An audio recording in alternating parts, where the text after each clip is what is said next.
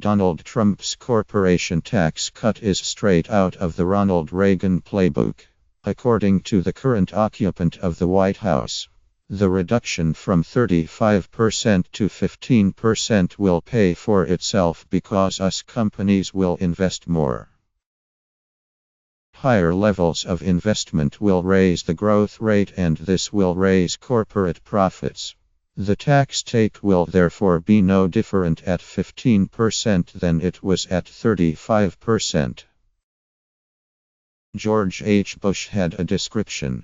This approach when Reagan first floated it during the 1980 election campaign. He called it Voodoo Economics, which it turned out to be.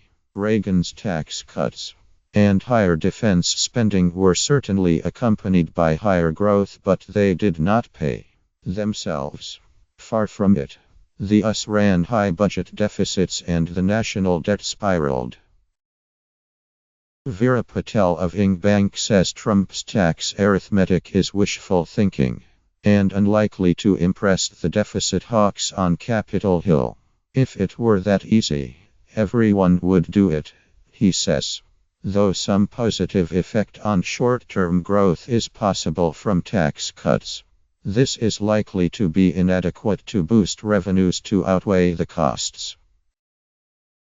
In the end, Trump will only get his corporate tax cut implemented with the agreement of Congress, and both Republicans and Democrats will want to know how the president intends to make up for the loss of revenue. A cut of this magnitude will cause, on current projections, the US government expects the tax take from corporation tax to double from $290 a year in 2016 to $580 by 2020. Trump is also promising personal tax cuts, which will further add to the deficit. So one of three things is going to happen. Firstly, Trump's plan may indeed lead to a doubling of the US growth rate and be self-funding, although recent economic history suggests otherwise. Secondly, the president will have to find cuts in spending to balance the loss of tax revenue. The proposal to boost investment in America's infrastructure would look highly vulnerable in those circumstances.